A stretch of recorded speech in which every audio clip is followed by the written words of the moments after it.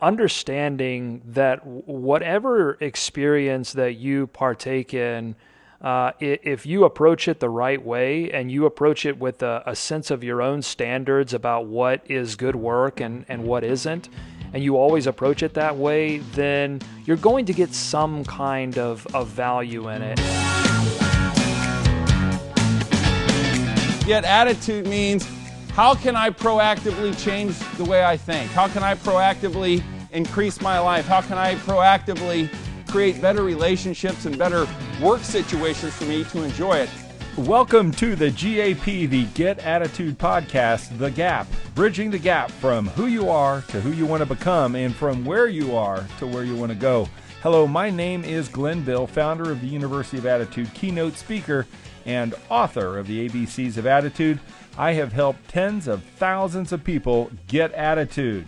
You know, attitude is the secret formula to success in your business and in your life, and this podcast will help you get yours. So, let's get some.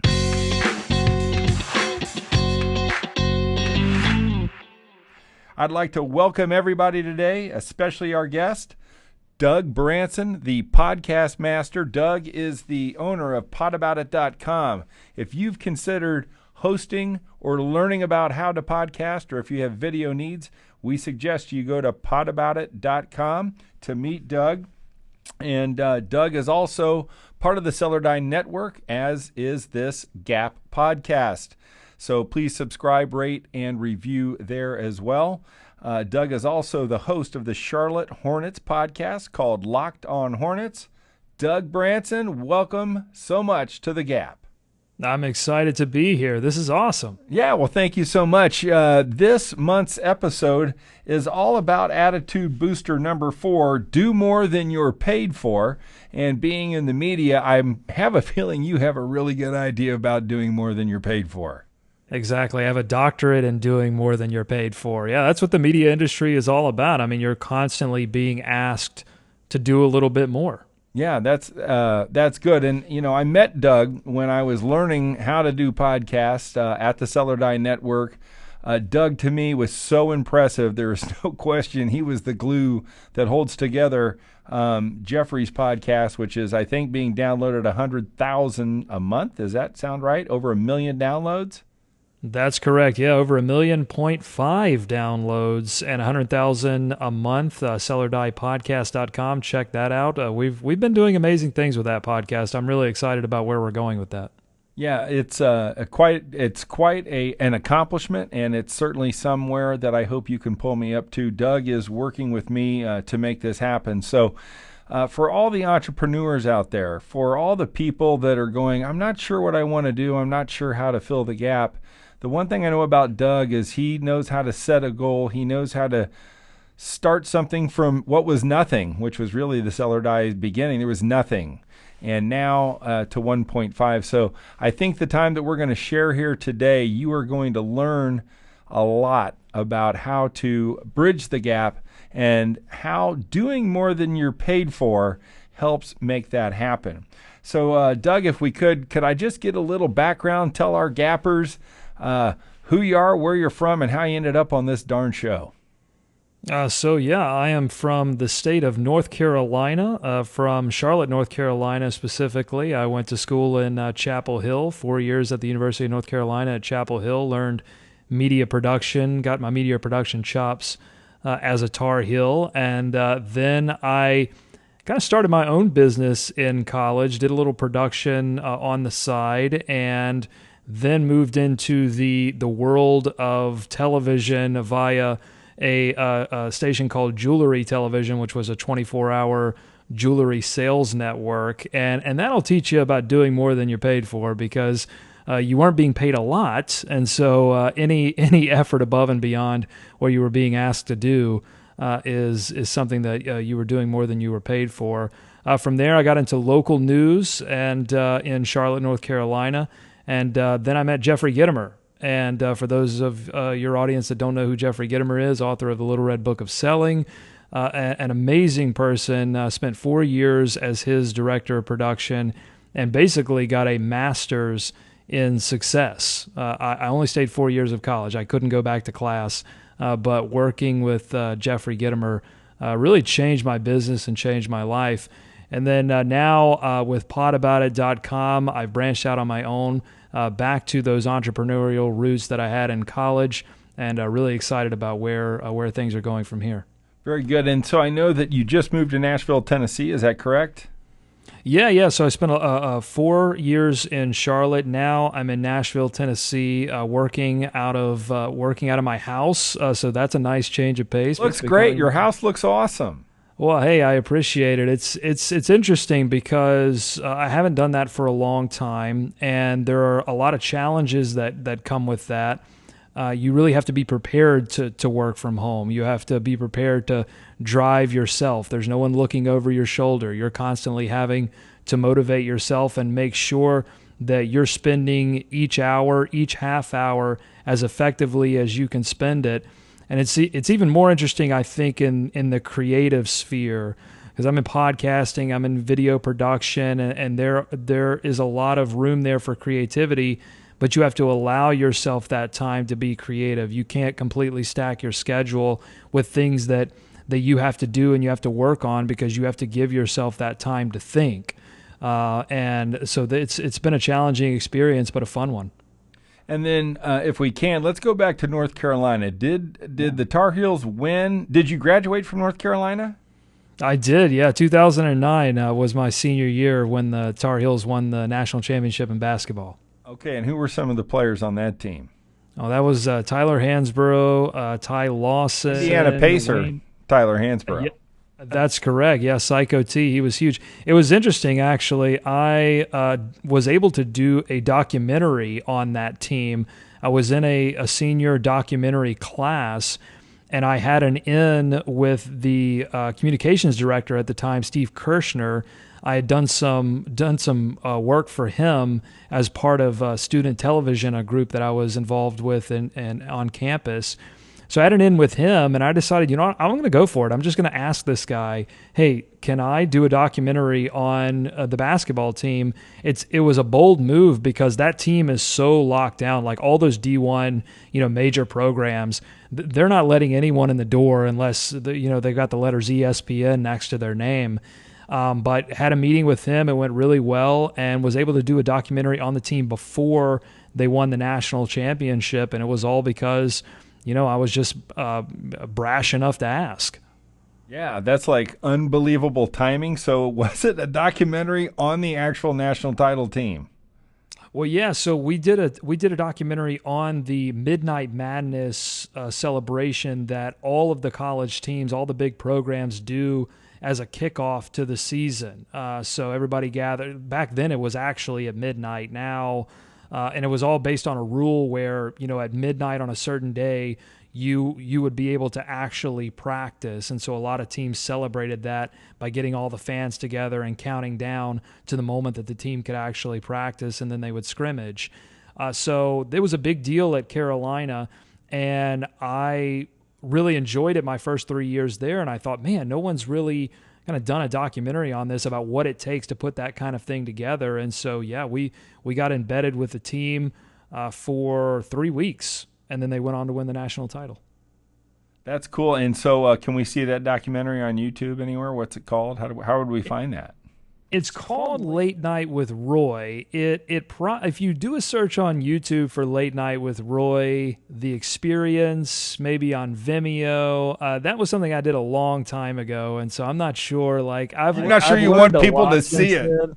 Right. Yeah, I don't know. It's interesting. I'm sure you can, if you're a sleuth, you can dig it up somewhere, I'm sure. That's cool. We may try to do that. And so when we think about doing more than you're paid for, obviously you got paid nothing for that. When you think about your college experience, boy, when people think about college nowadays, I think it's you can't do more than you pay for, because college is such an investment, right? Yeah. But when you think about, I always think doing more than you're paid for really comes down to value.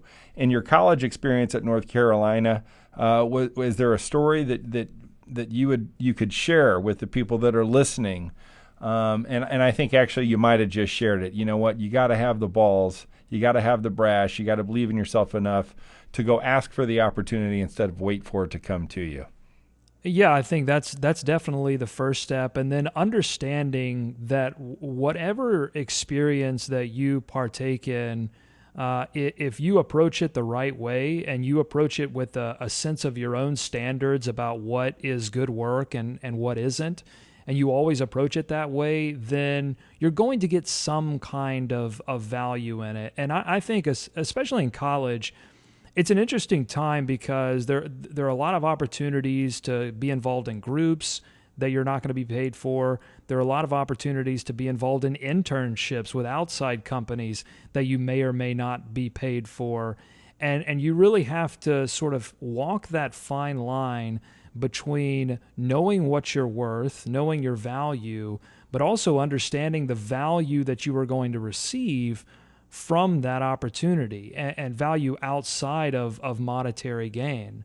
I've never been a transactional person. I think about like the friendships that I've had, and I'll take someone out for dinner, they'll take me out for dinner, and I don't keep a ledger of, oh, how much do you owe me, or how much am I owed from you.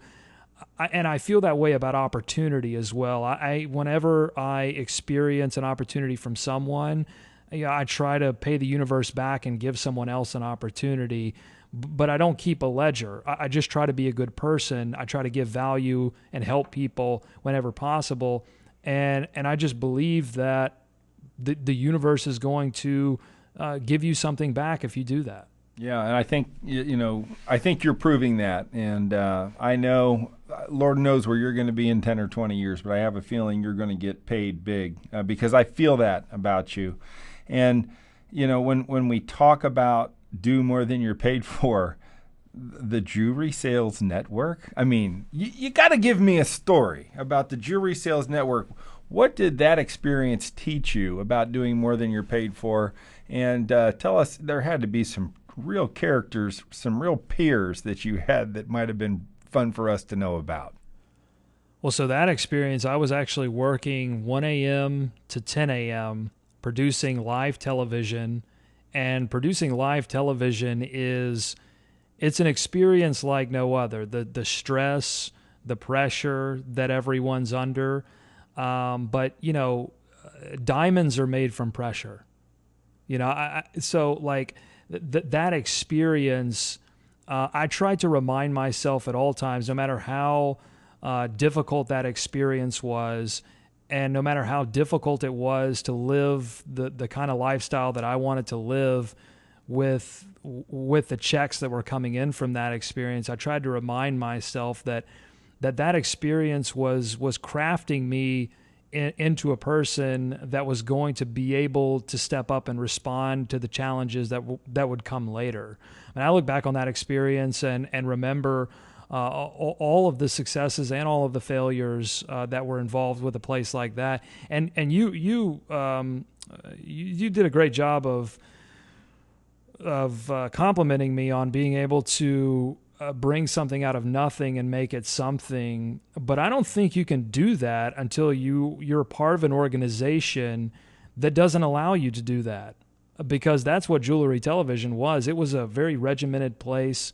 It was a place that asked you to do a very specific set of things and expected you to do them on time, on the money, and do it consistently. And if you didn't, then you were not allowed to do other things that you wanted to do there. You weren't allowed a better schedule. You weren't allowed to take part in some of the growth areas that they had there.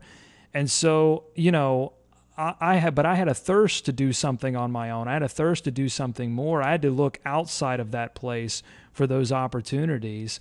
And I think that's the greatest gift that place gave me, is just, hey, if you want something, you got to get out of here. You got to go away from here to go and get it. And what I've heard you say actually through both of those, and you maybe said it just like this, but it's not about the money, it's about the experience. Or said the different way, it's about the experience, not the money. when we talk about do more than you're paid for those that are listening, are you a person that only looks what's the monetary gain in every situation I get? In every experience, in every relationship, are you saying, what am I going to get out of this? What's the money? Or are you really looking at it more experiential? And boy, that sure comes through with you. And I think, boy, what a lesson for booster number 4. As you walk through life, as you meet people, as you have your relationships, as your jobs, whatever it might be, what are you looking to get out of it? Are you just looking to get money out of it, or just the experience? And I think you live that. Yeah, totally. And I think, again, I don't want to project this message that you should work for free for a long time and that there's a certain amount of time that you have to devote to paying your dues. I think you're going to know, if you listen to yourself, you're going to know how have I gained enough experience in this moment? Am I ready to grow? Am I ready to move on? Have I maxed out what I can get from this place? Has this place given me everything? And have I given my whole self to this place? And am I ready to move on to something more? I don't think that you should stick around in a place that doesn't value you. And so if you feel yourself stagnating, I think you should definitely look for something else. If you feel like you aren't valued, that's how I've tried to live my life and live my career. Is, do I feel valued where I am, and am I able to give maximum value? Yeah, that's cool. So the Jewelry Network, it moved on, and then local news, my favorite. Go ahead. Yeah, local news, also national news. I skipped a place. I worked for an agricultural network called RFD here in Nashville. That was interesting. Got to meet Charlie Daniels, met Rascal Flatts, who was very embedded in country music, but we were an agricultural news network. And that was another place. I mean, Jewelry Television had a lot of money behind it because they were selling jewelry that they were not paying a lot of money for and selling it for a lot of money. So, margins were great. Everybody was doing great. But then I moved to RFD, and that was a place that was it was bootstrapping. Everybody was doing 3 or 4 jobs. But it was the first place that I worked where I had input. I was able to walk in the door and take my experiences that I did learn at Jewelry Television and start to build something. And that something was their editing workflow. So how we got the raw video from the providers and onto that television network as part of the news broadcast. And, I look at that experience and I think, man, I would not have been able to do that had I not gone through what I went through at Jewelry Television.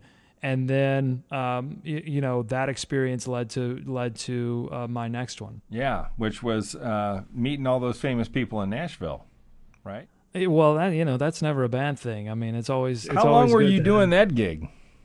Well, so that was 3 years. I spent 3 years at RFD, and again, another pressure cooker, live television. It's always going to challenge you, ask you to do a little bit more, stay a little bit later.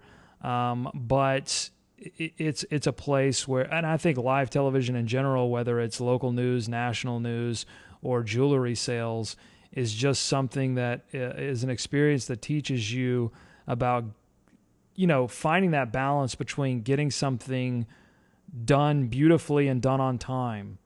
And I think any entrepreneur listening understands that sometimes you have a deadline, and sometimes you have to sacrifice a little bit of what you think perfection is in order to satisfy a client. And all of these experiences that I've been through have been, you're always satisfying some client, whether it's, yeah. One experience that I'm very familiar with is you just relocated from Charlotte to Nashville, right? And this may be a little bit off the subject, but we know that one of the most stressful times in people's lives is the move. And so somebody may be in the middle of a move right now, signing into this podcast going, you know what, I need to get some attitude. I'm very negative about this move. You can create all types of different negative thoughts about a relocation. What was that like for you? How did you stay positive? What did you tell yourself? Tell us just a little bit about that somebody might be able to pick up on. I think there are a couple of things. Number one is I have a great support system around me. My wife, Katie, is the most amazing person that I've ever met. And she has been a stable force in my life and supported my career and supported the things that I did outside of my career, because I've always gotten value. I've always gotten that sense of self from things that I do outside of work. Those passion projects, I've always been driven to do my own thing and find those outlets. And some people you meet aren't completely supportive of that, and I've been lucky enough to find someone who was. And so she definitely helped make this move as smooth as possible. And then I think I always have an understanding of my life as moving forward. And so it was bittersweet leaving Charlotte, because there were so many things that I loved, so many opportunities that I had pursued there. But I try to stay focused on the opportunities that I have in front of me. Just like when I was in all of those jobs that weren't quite giving me the income that I felt like I deserved, I did have this sense in my mind that I'm building to something. I don't know exactly what that something is, and I don't think I'll ever know. I think life is a continuing journey of so what's the next thing? And so it's that sense of hey, I'm focused on the future. I'm focused on what's coming up, and I appreciate what I left behind, and I'll certainly miss it, but I'm keeping my eyes forward. Yeah, so many. I think, what was it, Muhammad Ali? It's not the goal, it's the journey, right? And it's people can get focused on that, and one of the biggest demotivators is, gosh, I didn't hit my goal, and people get all worried about it. But to stay in the moment and to say that it, number one, is about the experience, not the money. It's about the journey. Do more than you're paid for. Booster number 4, I think it's coming through, and it's a very clear message that we are talking about. It's about the experience. It's about the journey.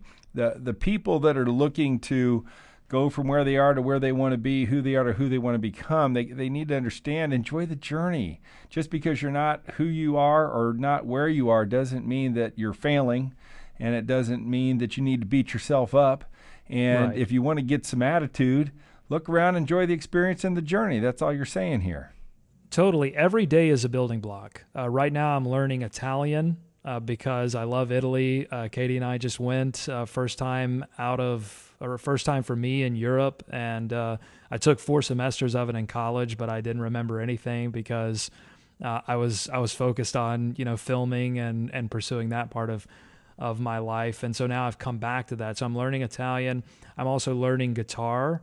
And in each of those things, language, music, it's all about doing things repetitively, doing it a little bit at a time, and frustrating yourself a little bit. Going through those practice routines in Italian, and I have to review those words, and I miss a few words. And I just try to tell myself, hey, every time you miss a word, you're building yourself towards getting that word next time. Same with guitar. Every time I miss a note, I try to deflect that negative thought of, oh man, you missed a note, and say, hey, wait a minute. You're one step closer to nailing that note every time, because I think about the greatest guitarists and the people that I know that are fluent in Italian that were not born there. They didn't start out fluent in Italian. They didn't start out being master. And, that's the great Jeffrey Gitomer. He loves to reference the book, Every Chess Master Was Once a Beginner. I mean, I truly believe in that thing, that everything is a process. And if you don't enjoy the process, how can you enjoy the reward at the end? Well, if you become fluent in Italian and a master guitar player, your wife's going to have one cool ass husband. That's all I can tell you. I don't know if I'm trying to master either. Everybody's going to hate you. They're like, that dude, he speaks Italian and plays guitar. You'll never get invited to my party. I can tell you. It's obviously I want to learn how to do both of them. I'm not sure if I want to master either of those things. Okay, well, that's good. But it's something. It's a great outlet for me in the mornings. I get up, I do a little guitar, I do a little Italian, and it just gets my brain moving. It's just something that just kind of sets me on the course, gets my creative juices flowing, so that I can roll into the rest of the day and help people. Do you sleep much? I do. I really believe in the power of sleep. I know there's this like sort of idea of the entrepreneur or the CEO that doesn't get a lot of sleep. I believe in taking care of my body because I believe in the connection between the physical and the mental, and I need all that mental for my creativity. And if I'm not sleeping a lot, I'm not creative. I'm not able to think the way I want to think, and I always want to give my mind the rest that it deserves, honestly, because I keep it moving a lot. I believe in getting up early. So sometimes I go to bed a little bit earlier than maybe some of those entrepreneurs out there who are digging it out. But I spent a long time working overnights. So 1 a.m. to 10 a.m. That's unreal hours. There's this sense that I'm paying my body back a little bit for all of that. But I will say sometimes I do get inspired late at night. And so 10 o'clock, 11 o'clock, if I feel like, oh man, I got to write something. I do a little bit of screenwriting. So if I really want to write, I allow myself the opportunity to break out of the routine a little bit. I try to listen to my mind, listen to my body. And if it says, hey, you're feeling good right now, you're feeling creative, roll with that and then go to bed. The number one anti-aging strategy, do you know what it is? I don't. Sleep. Yeah. Yeah, I believe it. The bottom line is the people that sleep the most live the longest. It's the number one thing you can do for your health and to look great and to always look young is to sleep. So, when we talk about, again, providing value, some people feel like, I don't want to sleep. I got to give all this value, and they'll end up you're a train wreck. You look like shit, and you can't do more than you're paid for because you're just too damn tired. Yeah, exactly. I mean, I want to maximize what I can give to the world when the rest of the world is awake. When I can interact with people and I have the opportunity to help people, I want to give them my best brain. And I really believe that the best thing that we can give to other people are ideas. And ideas, I feel like, are best generated when we can think, when we have a clarity of mind and we're present. And it's so difficult for me personally to be present when I'm not feeling well, when I'm sick, or when I'm sleepy. I'm just not there. And as a performer too, like I'm a podcast host as well as a producer. I have to be physically and mentally there, or I'm disappointed with my performance. So what's the best idea you ever got, and what's the best idea you ever gave? Oh, man. I think the best idea I ever had and gave, I think, honestly, is the name of Jeffrey Gitomer and Jen Gluckow's podcast, Sell or Die. It was, I spent, because we were developing the podcast at the time, and we had gotten basically everything but the name set. I'd built the set. We had bought everything we needed to buy to build the set. Jeffrey and Jen were clear on kind of what the topics of conversation were going to be. We had lined up some interviews, but I hadn't found that name that really clicked with me. And so I had to find something that worked for me, so then I could try to sell it to Jeffrey and Jen.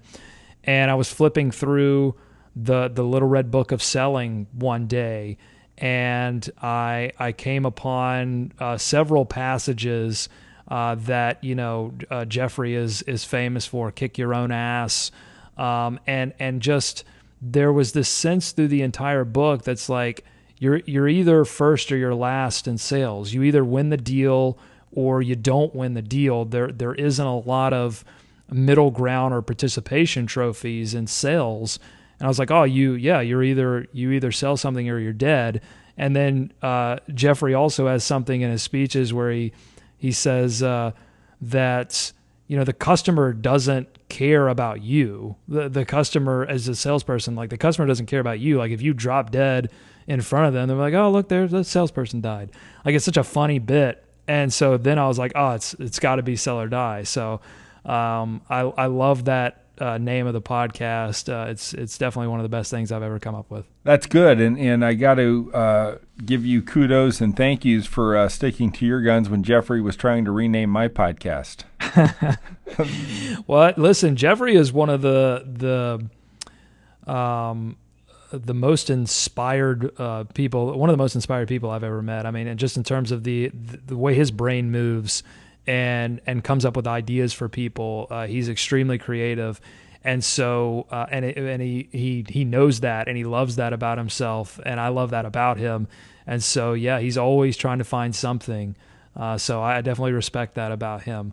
I'll also say that's one thing I haven't mentioned yet, Glenn. I really attribute doing more than you're paid for to the support system you have. I did mention that, but also the mentorship that you get throughout life. Really paying attention to what other people have to offer, I think, is huge. Jeffrey's been a big force in my life, but also my dad. My dad and I, growing up, didn't have the greatest relationship, but I always respected that he did whatever it took, however many jobs it took, to support my brother and I and my mother. And for all the disagreements that we had, I never lost that respect for him. And I think that's been a huge guiding force in my life, is not only doing what you're paid for, but doing whatever it takes. Getting the job done no matter what, I think would be on my family crest if I had a family crest. Yeah, that's cool. You just really reversed it. Do more than you're paid for. But what you really are saying is,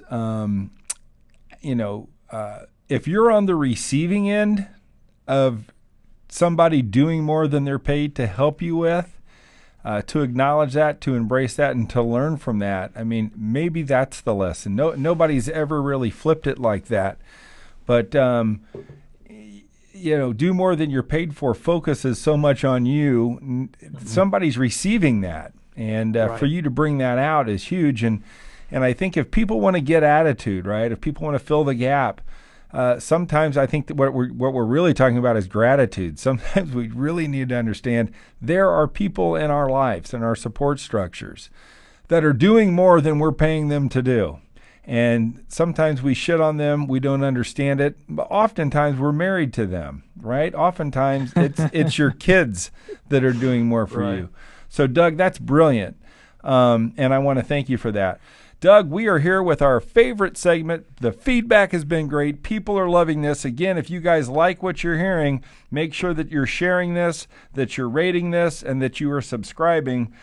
This is Knowledge Through the Decades. So, Doug, what we want to do in this exercise, if you will, is have you think about the times in your life from 0 to 30, and the lessons you learned either about attitude or about doing more than you're paid for, or just something profound. And what we'd like you to do is think about when you were a newborn baby, or when you look at a newborn baby, what is the lesson that our gappers can learn from somebody that is a newborn?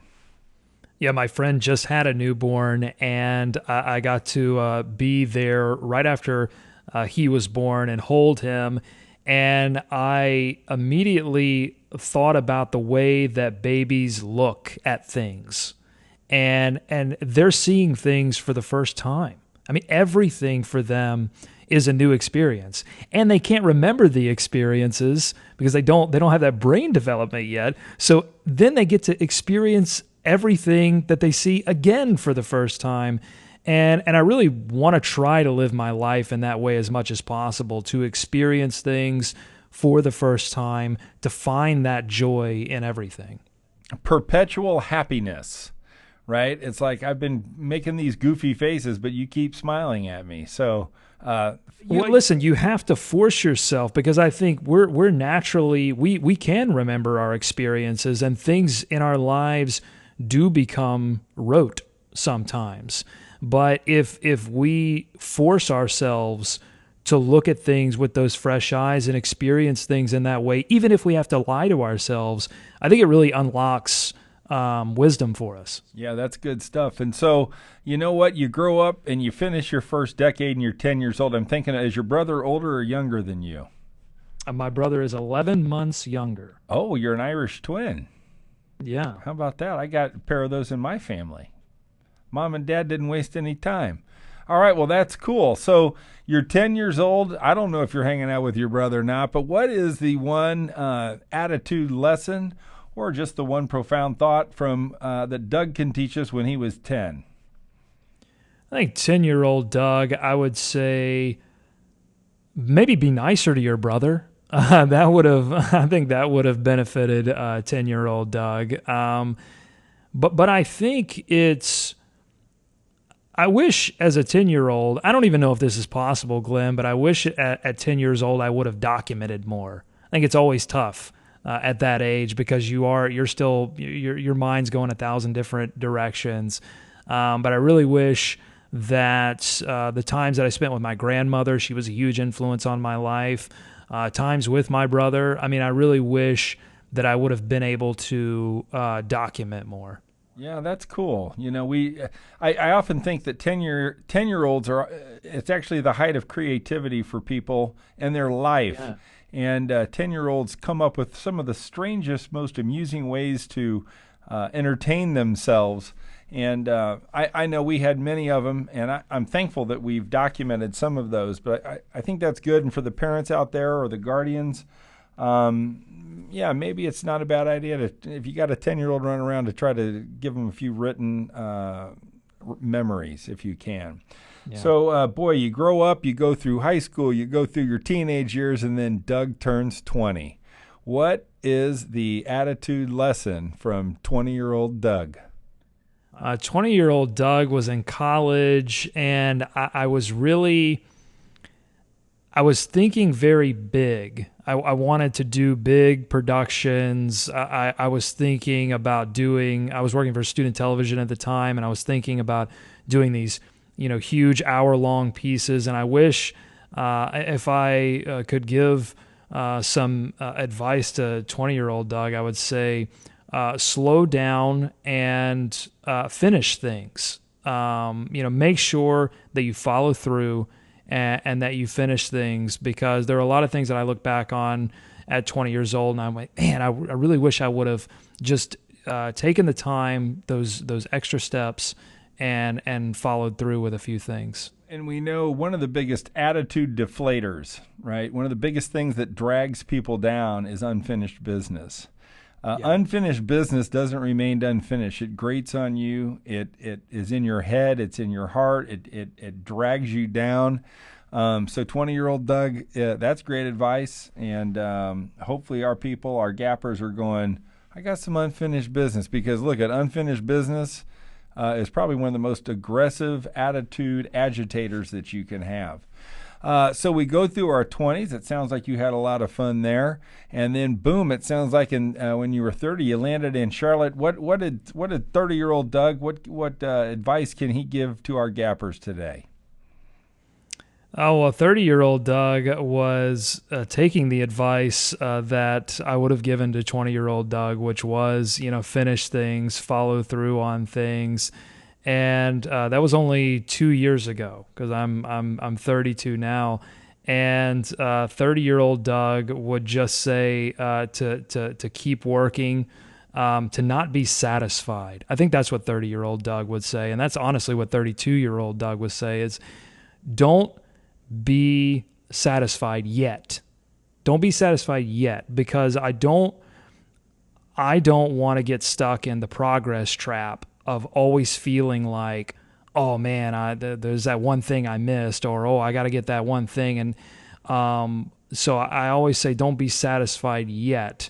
Keep pushing yourself, but keep also asking yourself, hey, what am I working towards? Have not necessarily a finish line, but have something that you're working towards that you can feel comfortable with and feel like, hey, I helped a lot of people. I made a lot of people happy, and I'm comfortable with that. I'm really looking forward to whenever I get to that moment.